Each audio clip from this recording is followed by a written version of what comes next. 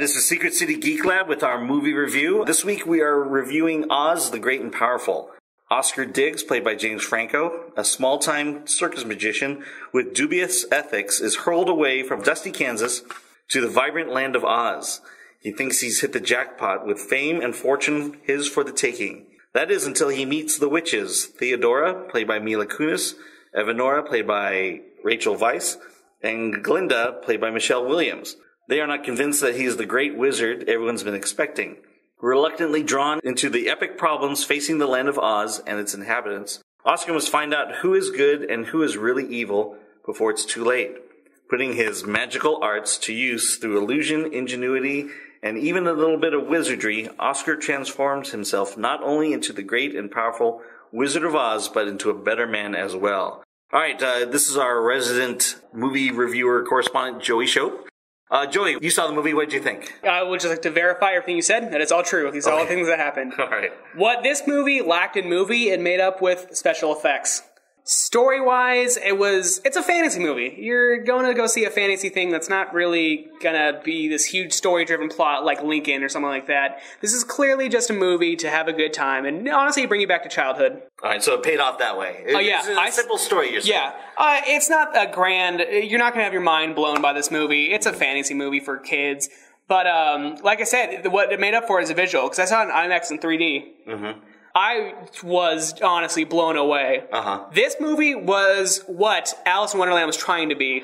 From a 3D standpoint. Yeah, from a visual 3D standpoint. The very first time you see them actually in Oz, there's a solid 3 to 4 minutes of them just pimping out that 3D effects and really engaging you in the 3D-ness of it. So were they doing 3D tricks and things? Yeah, this wasn't just something we've noticed before. This isn't a 2D movie with 3D stuff kind of thrown on in for 30 minutes. Throughout the entire movie, you're going to see a lot of 3D things. How about the acting? How was the acting? At first, I was a little concerned with James Franco being the Oz, but the only thing I knew about the Oz was from the movie.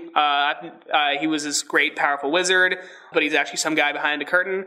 Paid off great. James Franco was really naturally good as a con man magician, really charismatic. All the ladies fell in love with him. It was really good. Mila Kunis, I mean, her part could have been played by any beautiful actress. I think she was just name recognition and eye candy. Mm-hmm. She did fine. That's not bad. Yeah. Hey, I'll take it. Rachel Weisz. Rachel Weisz. I mean, they were. She's all right.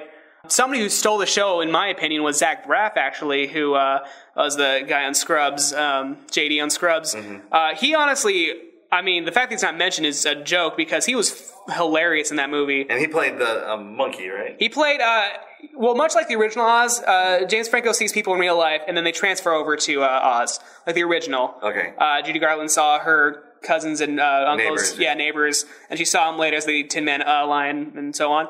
Speaking of the original movie, they had some allusions to it, which I thought was great. Right. It was pretty good, because the first 30 minutes, you're going to see everything in black and white, which kind of dragged on a little bit, because you're like, come on, let's just get to the Land of Oz, where I can see all these amazing things. But the payoff was great with the 3D effects, as I mentioned before. Okay. And so, thinking about seeing in 3D, this is definitely the movie to see in 3D. This is the movie to see in 3D. But a word of warning, if you're not used to 3D IMAX stuff, you may want to see in 2D. I imagine in 2D it's still really beautiful looking. I mean, you'll be blown away with how beautiful this movie is. The colors are vivid, they're great. The effects are fantastic. If you're going to see one movie in IMAX in 3D this year, make it this movie. Okay, and from a scale from 1 to 10, what is your rating? Scale from 1 to 10, 1 being the worst, 10 being the best, I'll give it a 7. A 7, all right, very good. So it's a good movie. Not a great movie, but a really good movie. All right, this has been Secret City Comic Society, our movie review of the Oz, the Great and Powerful. I'm Alan E., and this is Joey Shope. All right.